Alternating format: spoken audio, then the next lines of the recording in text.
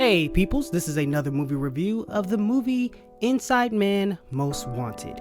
As always, I want to say thank you for listening, that really means a lot to me. And on to the review.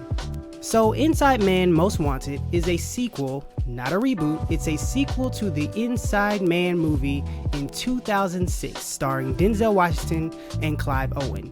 2006, it is now 2019. So the simplest way to describe the plot of this movie is that we have people robbing a bank, and then we have an FBI agent and a negotiator trying to get into the bank and save the hostages that the bad people have. And that's pretty much the movie. Now, I believe people can have fun with this movie. I personally didn't, and I'm going to tell you why. First off, this movie has a problem with pace. It feels like a TV show. Not a TV movie, a TV show with commercials. Because at moments this movie will ramp up and then it'll just cool right back down. The biggest example of this is when the bad people take over the bank and have hostages. Then when they contact the police, they tell them their demands and give them a time limit. We want all of these things by 12 o'clock. At this time, it's maybe, let's say 2-3 o'clock, I would say, and I'm just guessing, okay? After a very intense moment, the movie does a time lapse in order to get to the night time. And that takes all of the excitement out of the movie at that time. They literally sat a camera and angled it at the sky and sped it up to show that time was passing. I don't know why in the screenplay they didn't either start near 12 o'clock, like a couple hours before, or just have the bad guys say, we need this by, 5, sometime earlier, so you don't have to speed up time to get to the intense moment that you're trying to get to. But that's not the only example. The movie has constant flows of ups and downs where there will be an intense moment with a character who is very hyped up, but then the next time you see them, they're calm, they're drinking coffee, they act like they're just shooting the breeze. And you're like, what happened? And it just feels like a commercial was supposed to go there. Like, we hype it up, commercial break. And then you come back, and then you're back with this character. They've calmed down, something has happened, they have some new information. Even the movie ends like a TV show. It's constantly, throughout the movie, flowing up and down and up and down. The next problem with the movie are the characters. We have two main characters. You have an FBI agent, she's very wooden for most of the movie. And then you have a negotiator who's very cocky, but also not likable. He goes on random tangents, and I guess the movie's trying to tell us, oh, he's very relatable and he tells life stories, and that's how he gets the bad people to give up their hostages. But it's just random stories. For example, someone will ask him a question and then he'll go off on a tangent. Hey, is there gold in the bank? Well, my father gave me a watch when I was younger. It was made out of gold, and he said, hey son, gold is blah blah blah blah blah. Random stuff. When he meets one of the villains of the movie, he says something along the lines of, oh, my grandma used to say that all the time. She used to go to church all the time, and she used to wear Sunday hats because this. And I'm just thinking, how has this man not been shot? I would have shot him for annoyance. I asked a simple question. Why are you going off on a tangent telling me about your grandmother and her hats? It's so annoying.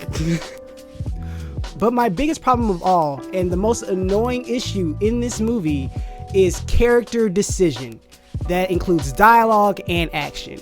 This movie works if you believe people are dumb. Just naturally dumb. Yes, there are ignorant people out there, but these people consistently say dumb things and act dumb. And I want to give you a few examples. So when the bad people who are robbing the bank break into the bank, they take hostages and they give the hostages clothes to change into. So now the villains are wearing clothes that match the hostages' clothes. So if the police do break in, they won't know who's a bad person and who's a hostage. That's a great idea. It's pretty much stolen from the first movie. So you're like, okay, great. Copy and paste.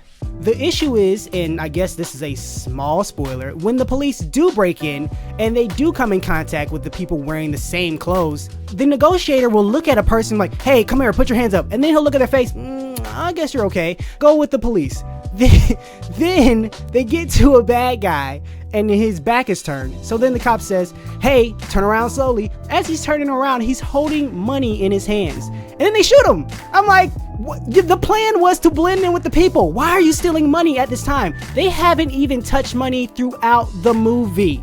Yes, they're robbing a bank, but it's not about money, okay? It's about other stuff. I won't tell you what that is. Also, to backtrack, when the villains give the clothes to the hostages, one hostage says, I'm not putting that on. These people have guns. Like, who would do that? Who would say that? Why is he refusing to change clothes? Who would do this in real life? No one. Also, this stretches over to the dialogue. The FBI agent is basically in a life or death situation where she's locked behind something. The keys are on the floor. The negotiator runs in and she's like, oh my gosh, get the keys, hurry. So he gets the keys and she's like, hurry, unlock the door, be quick. And I'm like, obviously he's gonna be quick. This is a dire situation. Why is this even said? When people say stuff like this in a movie, it's the dumbest thing ever. It's like if people are shooting at a character and another character says, hey, run. They know to run. It's common sense. Stuff like this is said throughout the movie and it's frustrating. But that's the main issue of the movie. Characters not acting like normal people, not using common sense, saying dumb things, saying pointless things, acting in certain ways, and that stretches over to the villains as well. Oh, before I forget, don't go into this movie believing that guns act like guns, or that people hear guns like guns. For instance, the police outside hear a gunshot on the inside. Now, during the movie, SWAT has wanted to bust in this whole time, but for some reason, they don't go in. And it's an intense moment for a second, and then when they clip to another scene, everyone's calm again. At one point, SWAT goes on top of the roof, one of the villains goes upstairs and fights them. But during the fight, both cops get off multiple shots, and these aren't with 9mm guns. These are automatic weapons that anyone can hear. Nobody on the ground responds. Apparently, nobody on the ground heard these automatic weapons. The movie treats the viewer like they're dumb, and that's what makes this such a frustrating watch. But I do think some people will like this. If you just disregard all those things, maybe some people will like this. But for me, I did not. But yeah, that's all I have to say. Honestly, I don't think it's even that bad, but just those little things kept building up and it just bothered me. But anyway, I do not suggest watching this movie, though I do thank you for listening to this review. Please do me a big favor and like, thumbs up, subscribe, retweet, follow, comment, all those things. I'd really appreciate it. And please continue to have a great day. God bless. I'll talk to you tomorrow.